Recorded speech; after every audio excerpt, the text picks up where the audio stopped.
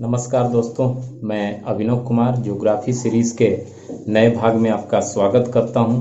आज का जो हमारा टॉपिक है वो है प्रायद्वीपीय पठार, यानी कि जो भारत की भू आकृति है उसका एक भाग है प्रायद्वीपीय पठार, उसका ही हम लोग अध्ययन करेंगे। चलिए पहले हम उसकी बाउंड्री को देख लेते हैं और उसके बाद उनकी विशेषताओं को भी, प्रायद्वीपीय पठार की विशेषताओं को भी समझेंगे, क्योंकि बहुत महत्वपूर्ण टॉपिक है।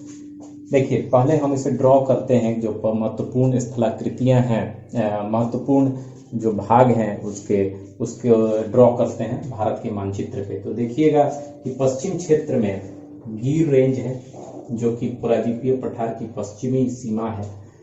अगर हम उत्तर पश्चिमी क्षेत्र देखें सीमा, तो वो है हमारा अरावली रेंज, जो कि आपका गुजरात से दिल्ली तक है। ठीक है, ये अरावली रेंज हो गया। इसके अलावा यहाँ पे आप देखिएगा मालवा का पठार, मालवा, फिर यहाँ बुंदेलखंड, फिर यहाँ आपका कैमूर रेंज,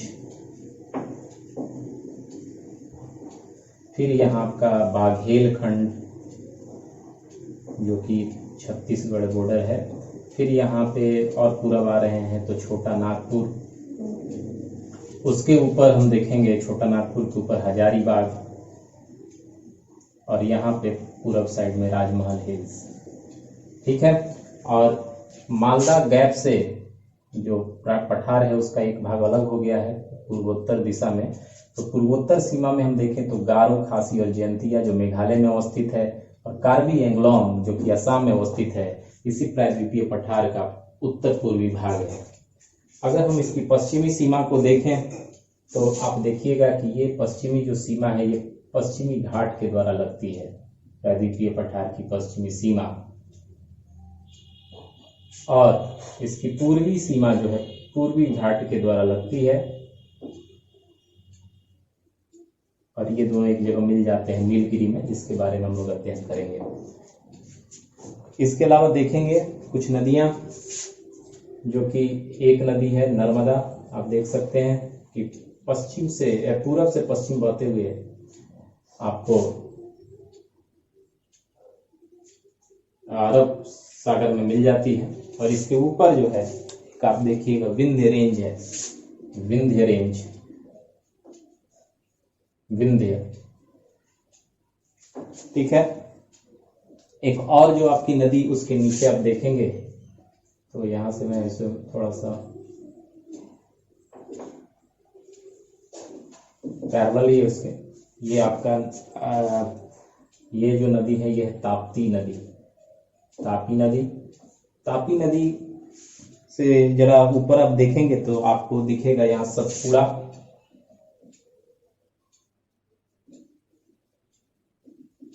सतपुड़ा की पहाड़ियां, फिर महादेव,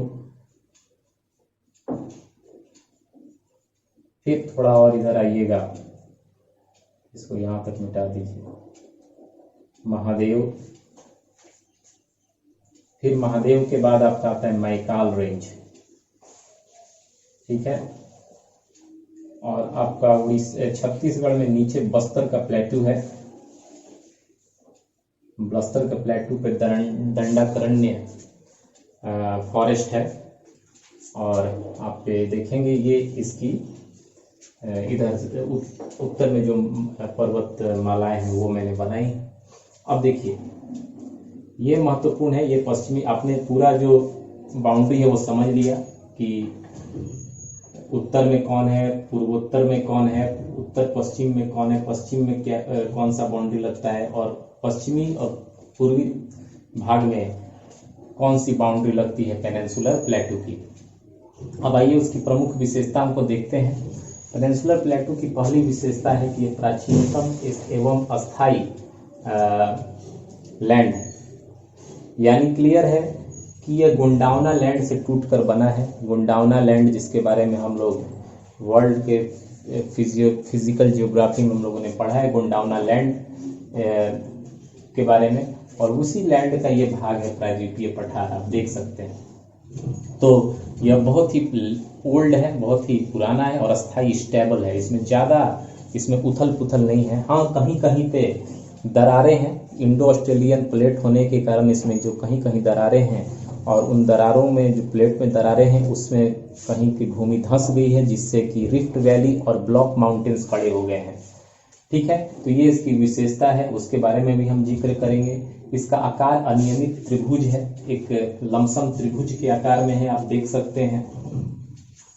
इसकी ऊंचाई लगभग 600 से 9 मीटर औसतन है, और इसका निर्माण जो है नाइस एवं ग्रेनाइट, नाइस एक रूपांतरित चट्टान है और ग्रेनाइट एक आग्नेय चट्टान है, उसके द्वारा हुआ है।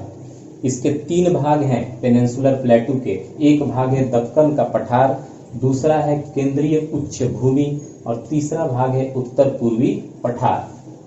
तो इस तीनों को हम देखेंगे। तो दक्कन का पठार जो है, इसमें एक भाग ये नर्मदा के दक्षिण में अवस्थित है, यानी कि देखिए दक्कन, ये तो पूरा पेनिनसुलर प्लेटू हो गया, लेकिन ये जो नर्मदा नदी है, आप देख रहे हैं, ये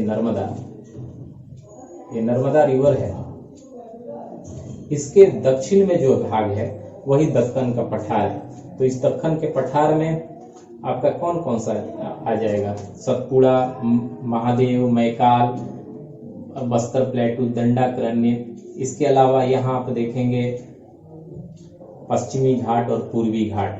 ठीक है, तो चलिए इसको हम देखते हैं।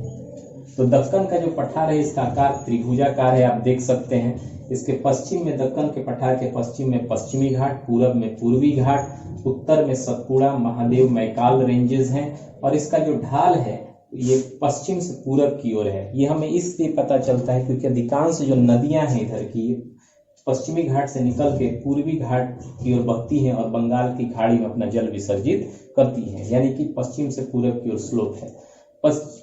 ठीक है, अब इसमें हम लोग कुछ देख लेते हैं कि अलग अलग जो भाग है इसका। जैसे पश्चिमी घाट आप देख रहे हैं, इसकी विशेषताएं क्या है? तो पश्चिम घाट जो है इसकी ऊंचाई पूर्वी घाट से अधिक है। पहला विशेषता, इसकी ऊंचाई पूर्वी घाट से अधिक है, और इसकी ऊंचाई उत्तर से दक्षिण बढ़ते जाती है। जैसे हम उत्तर से दक्षिण जाते हैं उसकी ऊंचाई बढ़ते जाती है। इसमें पूर्वी घाट की तुलना में कम अंतराल पाए जाते हैं, यानी कि आप इसमें बहुत गैप है ही नहीं, 1-2 दर्रे हैं जिसे आप पार कर सकते हैं। अब जैसे आप देखिएगा, एक दर्रा तो आपको थाल घाट दर्रा है जो कि मुंबई नासिक को अलग करता है। एक भोर घाट है, और भोर घाट है जो कि आपको भोर घाट जो है पालसदारी और खंडाला को अलग करता है। और एक जो आपका पास है ये पाल घाट है जो केरला और तमिलनाडु के बीच में पड़ता है, और यह पलक्कड़ और कोयम्बटूर को अलग करता है। पलक्कड़ केरल में है और कोयम्बटूर तमिलनाडु में, इसको अलग करता है। यानी इन दरों से ही आप पार हो सकते हैं, बाकी कोई उपाय नहीं है। यानी ये इसमें अंतराल बहुत कम है पूर्वी घाट की तुलना में।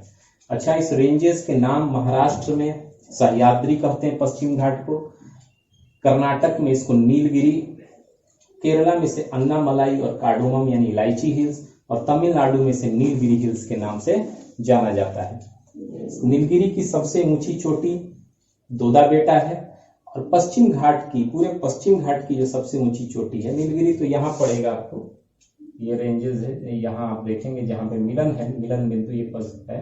और कार्डोमम हिल्स, इसके बाद आपको अन्नामलाई हिल्स है, और अन्नामलाई हिल्स के नीचे कार्डोमम हिल्स है। तो अन्नामलाई हिल्स पे अन्नामुडी पूरे पश्चिम घाट की सबसे ऊंची चोटी है, जिसका नाम है अन्नामुडी। अन्नामलाई पर्वत पे अन्नामुडी है जो कि पश्चिम घाट की सबसे ऊंची चोटी है। इसके अलावा इसमें बहुत सारी और चोटियां हैं, जैसे कलसूबाई है पश्चिम घाट पे, और यहाँ आगे महाबलेश्वर भी है।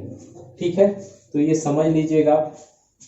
पूर्वी घाट जो है, पूर्वी घाट में अगर हम देखें तो इसकी ऊंचाई पश्चिमी घाट की तुलना में कम है, और यह ज्यादा अंतराल है, इसमें नदियां बहुत हैं। जैसे अगर हम देखें तो एक नदी तो आपको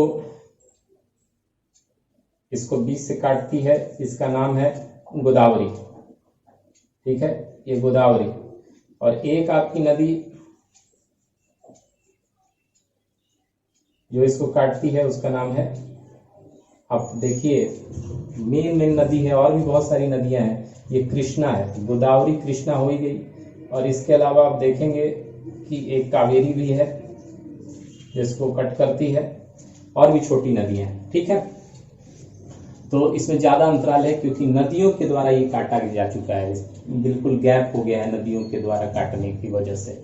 अगर इसकी हम श्रृंखलाओं को लगाएं तो उत्तरी सरकार जो है इसकी सबसे, यहाँ पे आप देखिएगा उड़ीसा में उत्तरी सरकार है।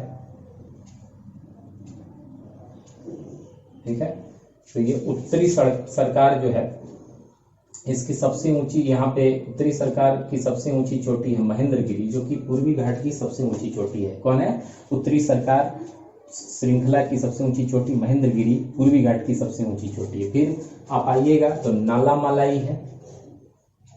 ठीक है, जैसे जैसे वेलिकोंडा और पालकोंडा, वेलिकोंडा और पालकोंडा, जैसे जैसे हम उत्तर से दक्षिण जा रहे हैं बहुत सारी श्रृंखलाएं आपको देखने को मिलेंगी।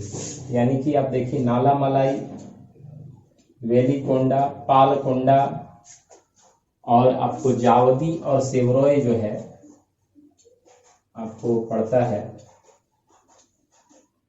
जावदी और सेवरोय हिल्स। यानी कि ये दोनों हिल्स जो है हम लिख देते हैं, ये जावदी है, ये सेवरोय है, ये पालाकोंडा है, और आपका ऊपर वेलिकोंडा है, ये नालामालाई है। ठीक है, तो ये हिल्स है और यहाँ पे आपका जो नॉर्दर्न सरकार है। क्लियर है?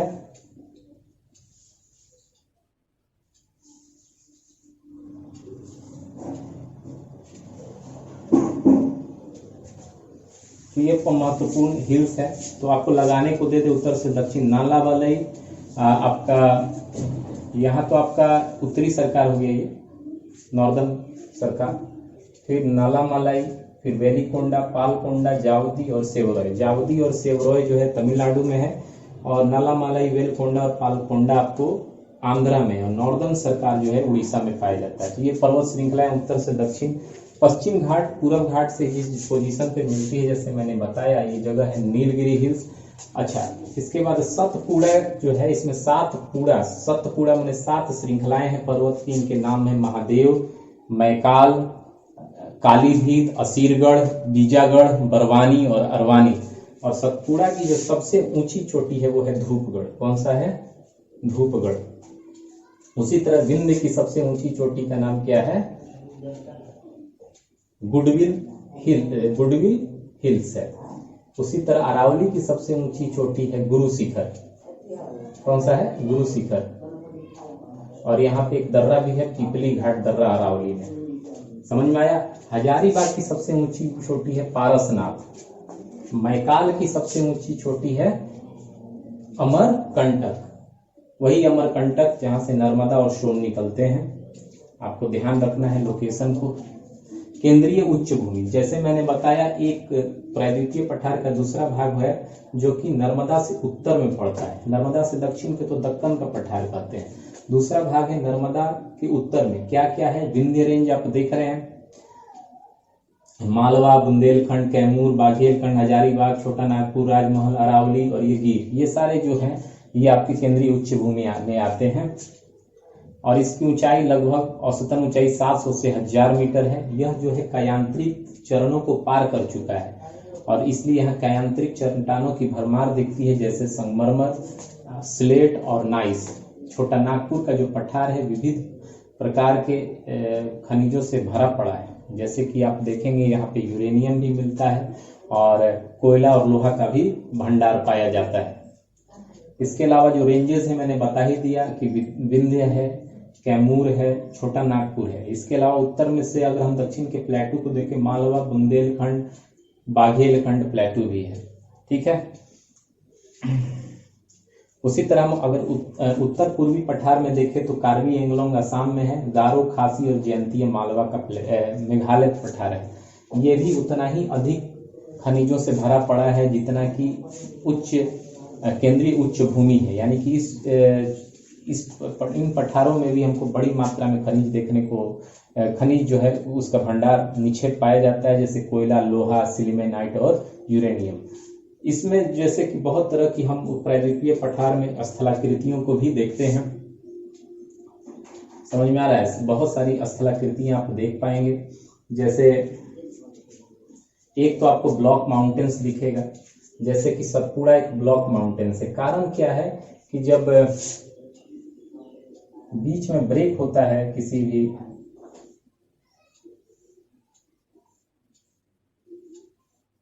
अगर बीच में ब्रेक होता है, दरारें होती हैं, ये दरार है, और ये दरार होने की वजह से अगर प्लेट खसक के नीचे चला जाता है, इस तरह से नीचे की ओर खसक जाता है, तो ये उठा हुआ भाग जो होता है ये ब्लॉक माउंटेन्स हो जाता है, और ये दोनों जगह रिफ्ट घाटियां हो जाती हैं। तो यही उदाहरण है यहाँ। सतपुड़ा जो है ब्लॉक माउंटेन है, और आप देखेंगे ताप्ती इसकी एक ओर की रिफ्ट घाटी में बहने वाली नदी है, और दूसरी ओर नर्मदा भी रिफ्ट घाटी में बहने वाली नदी है। इसके अलावा यानी कि आप ब्लॉक माउंटेन्स भी देखेंगे प्रायद्वीपीय पठार में, और रिफ्ट घाटियां भी देखेंगे, जैसे नर्मदा, ताप्ती, महानदी और दामोदर रिफ्ट घाटी में ही बहती हैं।